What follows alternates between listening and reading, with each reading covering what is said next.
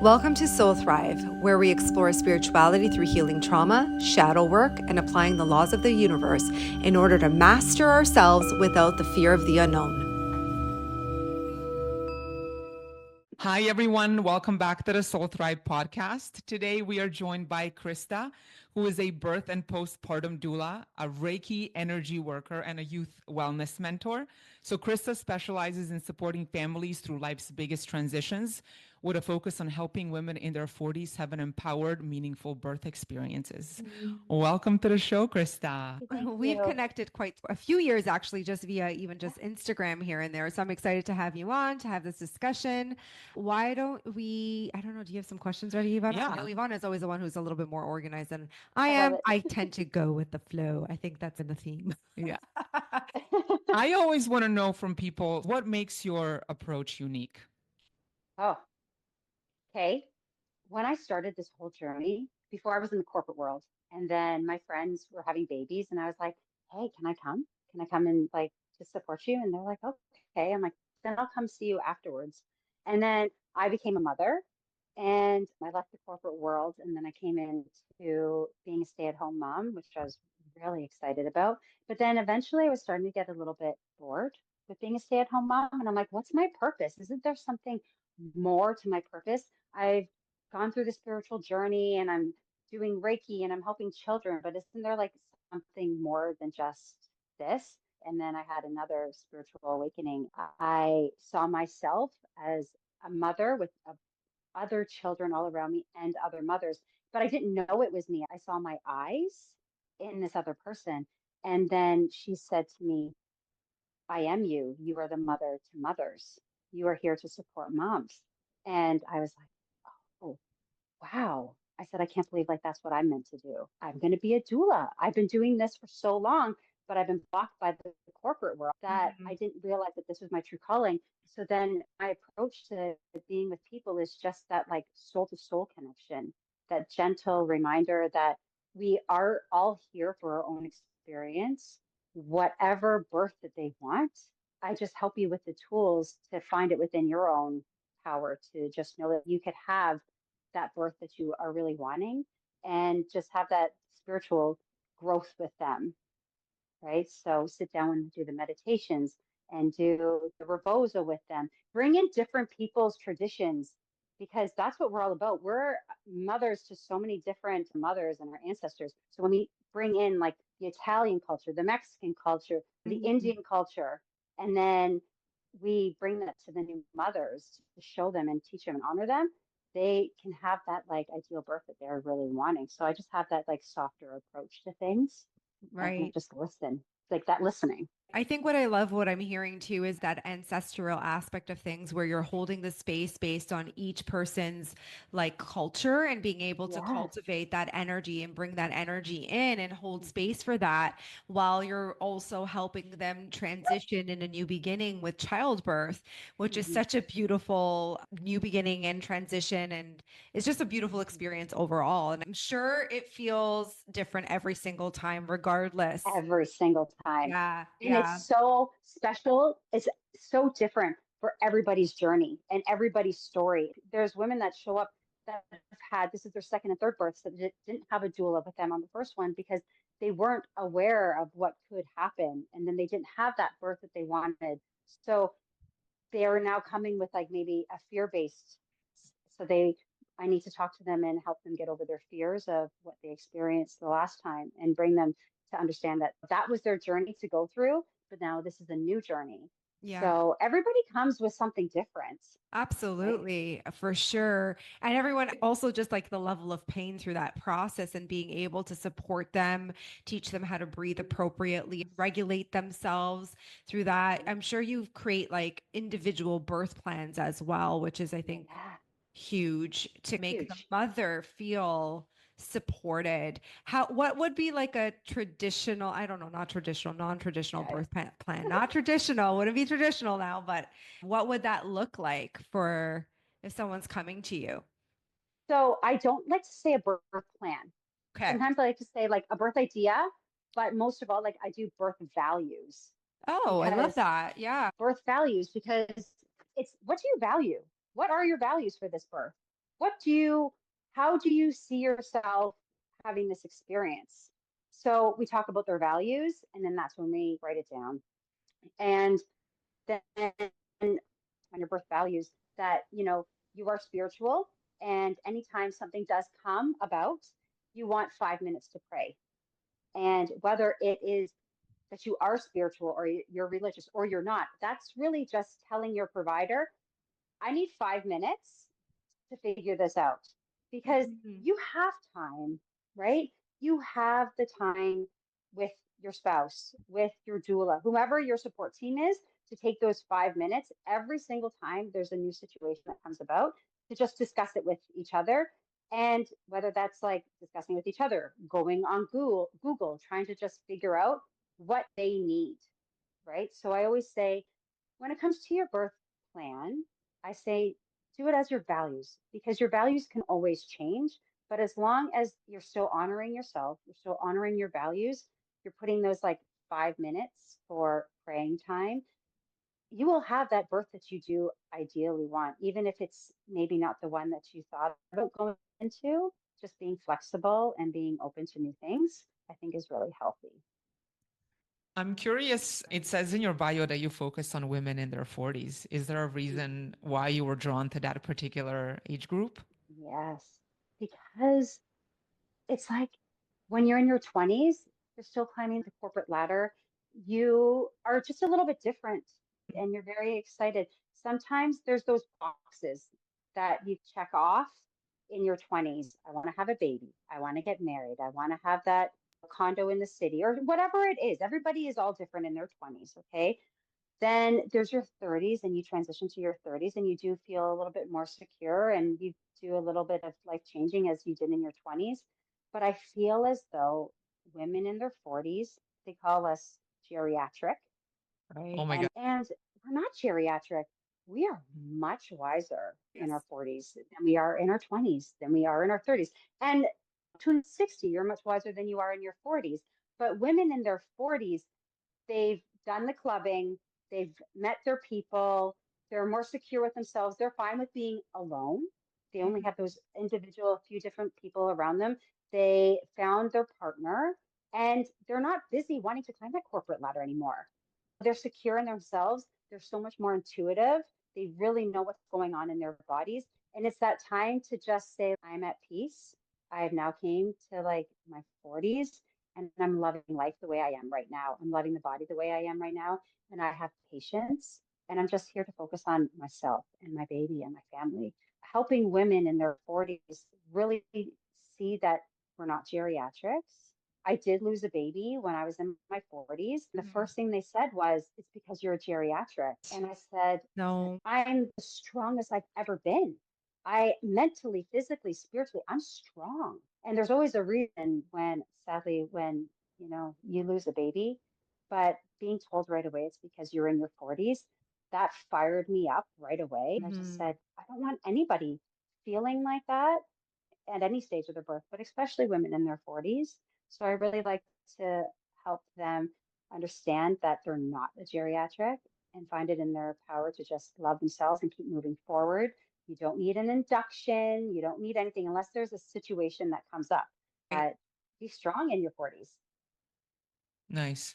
You mentioned that you were doing some Googling on Krista's Right. process. Yeah. So I Well, wanna because I one of wanna the know more. services that Krista offers, and I thought this was really interesting because I've never heard anything like this before. And I think it's a ceremony of the bones that you provide as a service. Mm, And I thought to myself, this is so cool. And I don't know if it was a process from Guatemala. Is that where it's yeah. originated? So I thought, what a interesting, the title itself can be a little disarming a little bit because what is this all about? But I thought it was actually a really cool service that you offer as well. So Thank what you. is the ceremony of the bones?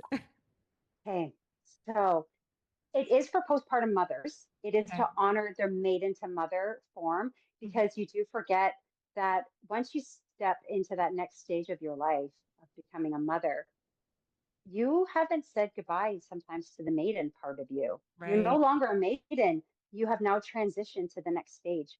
Once you have your baby, you have been opened up to a new world and a new dimension. And it's time to honor yourself as you're becoming. So once you come home and you are with your baby and you're going through your postpartum time, it's really important to honor yourself in the transition. So I come to you and we start with a cacao ceremony for opening of the heart. And then we talk about your experience and if there's anything that you do want to let go of. And then I have all these different blankets, not just from Mexico and Ecuador, but I also have some from Thailand that I've connected with other women with. So I bring all these different blankets, and especially from Africa. My mom travels and then she brings me back these beautiful blankets from other mothers. So then I wrap you from head to toe and I rock your body and I give you massaging and I do Reiki when I'm touching you. And then after you wrap yourself all up like a beautiful butterfly in a cocoon, waiting to be rebirthed. And then we do a little drumming ceremony. And then I ask the mother if they're ready to be transformed, if they honor themselves. And once they say yes, I start unraveling the cocoon. And then the rebirth has happened. And they just feel this total transformation of their body, of closing their bones of how they were before. And then they're welcoming themselves as a new butterfly. I love that because it feels so symbolic to having just given birth and like your body is going through this transition and now you are a mother, but you Yeah. actually haven't necessarily fully embodied that process yet of Yeah. your own death and rebirth. Yeah. Because, and often when I work with my own clients and we're doing trauma work, there is this phase, I think, or often I hear my client being like, there's this part of me that I miss that was, I haven't fully embraced who I am right now. And I don't know how to integrate the two. I don't know how to bring that version of me into this new wise version of me as a mother. And we have to do that. Death and rebirth. Think that old version of you, the way you were, the way you operate, the way you thought. You even thought you may have even had some form of resiliency at that time, only Yes. for you to then adapt the perspective of understanding that this new way of operating is a whole other ball game. And so I think that's a beautiful way of like even just wrapping someone in a cocoon and then bringing all these beautiful blankets from different worlds in different cultures in different countries and creating this symbolic kind of connection, which I think is also very beautiful. If you think about that, it's like we are literally all one. And we women, as women, bring in children. It's the everyday miracle. And having this everyday miracle helps you really understand and believe more of these blessings that could happen in our lives and our experiences. And even if you don't have children, I think that you can adopt that way of operating, right? Because there's that layer of death and rebirth that we go through consistently. I don't have children. Ivana doesn't have children. We're in our 40s, but there has been so many elements of us going through death and rebirth and thinking the older versions of ourselves as women through just like our own body awareness, acceptance. And it's so true because like I was talking to a friend of ours, a mutual friend of ours recently who had a baby. And now her baby is about 2 years old.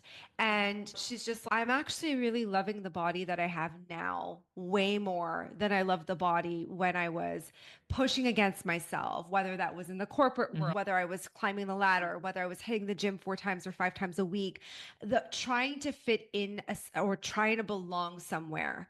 And she goes, in the moment I became a mother, that transition was so big. And I had to come to terms and have that awareness of I'm in this now.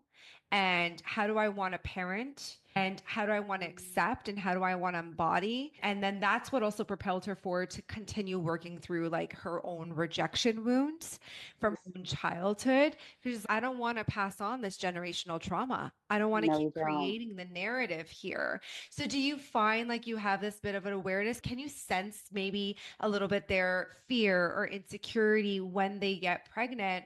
Because I know it's such a huge thing. And as you're supporting them, how do you help them process some of their fears? So I do just start with talking with them and understanding themselves, their childhood, even when their partner's in the room. You could sometimes feel like a little bit of a tension because, like, even partners, this is an important role for them as well. So when talking to them about their fears, I send them a little worksheet right away.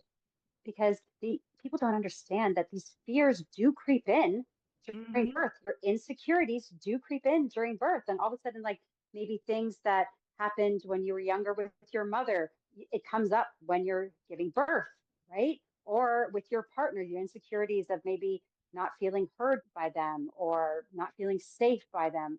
There's so many different things. But with that, we fill out the paperwork of the fears and then we start talking about that. And then when we are in the situation of when they are giving birth, and sometimes birth gets stalled a little bit, they need that emotional release. What's going on? Are you Mhm. fearing anything? Let's talk about it because this is what's like maybe blocking like the process to go through a little bit more. You need to relax your body. Let's talk about your fears.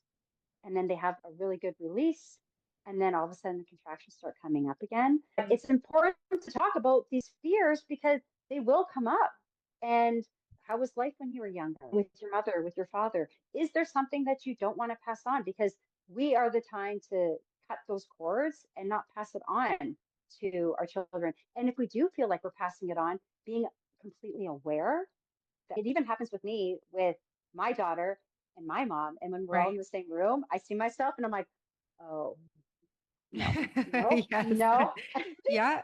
I, I'm not doing that. I'm sorry, Bells. Let's cut that right now. And mother, I'm not you. I didn't like that. Okay, let's Right. move forward. It's so true. I feel like more people need to adapt that awareness of you are, whether you like it or not, going to bring in certain traumas and you will inevitably project your experiences, whether you like it or not. And the key in changing that behavior pattern is the awareness of it and the opportunity to be like, hey, you know what? Let me pivot here and address these fears. And how beautiful while you're in the birthing process to be able to be like, what's the fear? What's coming up? What's the anxiety? What's the panic? Like, what's the Yes. pain even trying to tell you right now? The level of pain that you're in right now, I think is Mhm. also something that we need to address through that process of when you're giving birth, I think is very important. Exactly. I think one of the insecurities that I've had, I have gone back and forth whether or not I want to have a kid or don't want to have a kid. And I think the reason why is because I went through so much childhood trauma that I just couldn't see myself move through that in the Mhm. way that I wanted to, and with also the circumstances and decisions I had made in my life. So I had to mourn that process and become aware of that for myself. And then also say to myself, too, that there's another aspect for the women who don't want to have children, or maybe it's not even fear. Maybe it's not even Yeah. trauma. Maybe there's Yeah. that element, too, because I think, too, there's an aspect of me that kind of goes, I want to stop this lineage. Like, I don't want to bring another child into this experience, given the years upon years of ancestral stuff. And that too is okay. You Yeah. know, that too is okay as well. And I think that we have evolved so much as women that the choice in it not showing up, it not happening, in deciding not going that path as well. Mhm. Also, such a huge awakening on such a collective level. It's also about saying, hey, I just don't want to bring that lineage forward anymore. Yeah. And that's not what I want in my journey. But for the Exactly. women who are and who are continuing that path, I think there's also that obligation to say, if I'm going to Hmm. bring this in, then I better be awake and realize that I have a purpose here to raise conscious, aware, like Yes. children, that they're also going to change the patterns. And it starts with, Mhm. which I And it think is, starts with me. yeah, a hundred Yeah. percent. When you're working, let's say a room, like you're with one of your clients and you're in Mhm. the birthing room, correct? Like you're Yes. there. Is I'm it, there. now when you're there, it could be hospital or could it be like birthing Home, home birthing birth? center, Yeah, okay. a So farm, like, wherever they want their experience to there's be. to And I think be. there's so many of them. Like, I really think it's so amazing to see the resiliency and strength in women to be able to do something like that, not in a hospital. Yeah. That is super brave and confident. I think so amazing. When you're there and you're in that process with them, do you feel that you're like one with them to the degree where like you're breathing with them, synced with them, helping them, encouraging them? What does that feel like for you? You know what? Sometimes I take a step back because this is their journey. So I'm doing the counting for them. I'm doing the encouraging. I'm like their best friend, their security blanket, their cheerleader in their corner, right? And then with the partner, I try to raise them up as well and just Mhm. say, here, let's do this together. And when that energy exchange is all happening in the room and everything is happening so quickly, I mean, remember myself to just ground myself because it's easy to get caught up with things. But I feel like now at my age, it's, oh no, this is not about me. So I don't try to match that energy because I'm just like, I'm just behind the scenes. I'm like that storyteller for them afterwards. I just try to encourage them in a different way. So I don't do the breathing with them because then that kind of gets me going a little bit. And we need to keep myself grounded and Right. calm and collective. So I'm there right beside them, taking the lead if I need to, because sometimes the partner can't take the lead, right? Because they're too worried, they're too nervous, they don't know what to say, they're stuck right now. So I'm there just as that extra person to just Mhm. match them as they want me to be in that room and to ground with them. Because as your doula, my purpose is that we have spoken so much that I have educated you enough to know exactly when things are happening within your body so I could help you with the cues. Mm. Okay, maybe let's now transition to this different breathing. Get the husband to help with the rebozo over here. Let's just do something like this over there. So I just keep making sure I ground myself more than matching their energy. Got it. So, That makes sense. Yep. Yeah. So it yeah, sounds, if I'm understanding correctly, like the value that you bring. So when you are in the room versus when you don't have a doula, it's almost like you're managing the emotional experience and the energy in the room that I feel like otherwise it would be missing, right? Because you've got a bunch of doctors and nurses who are just focused on the function mhm, of giving birth, but who is actually helping the mother process and navigate the process. ups and downs and the emotions. And it's not just the physical pain, because sometimes you'll take the epidural and you won't feel it, Yeah, and other yeah, times you don't, and yeah. you're like, what? Not obviously from personal experience, but it sounds like that's for our listeners who maybe want to work with you. It sounds like that is one of the biggest sort of values that you bring to the whole process the day of the That birth. they are. And just with being able to just work with people in their different ways of life and knowing that like when let's say you are going to the hospital, they're there to like the what ifs. You're not sick. You're bringing a child into this world and creating that space in the hospital to have it a safe space that you feel that you are like you're at in a home setting as much as you're not because there's so much beeping and everything. But leaving the mother alone. Just leave her alone. Because Mhm. every time you Right. interrupt a mother, their hormones, like it all stops. So just like remembering Interesting. to just say to like the doctors and the nurses and Mm. everything, we're trying to have this experience. Please respect us right now. Let us have our time together and to just Mhm. flow with your body. And then it does happen naturally. But women, as soon as they get to a hospital, sometimes they get nervous and scared. They put Of on that course. robe, Mhm. Yeah. right? And then Yeah. everything just like stops. It's, oh my gosh, these contractions were happening so much. And now it's just stalled. Wow. Stalled because it's a new situation, a new scenario. A So, stressor. so Yeah. yeah, if you stay at home for as long as you possibly can, your body is more open and more easy to accept like the new transitions in the body. And then you go to the hospital, you get there, you set up the room as nice as you could make it, maybe have some essential oils if you're allowed to. If not, like the rollers and the lights, if you can make it so beautiful for you. Mhm.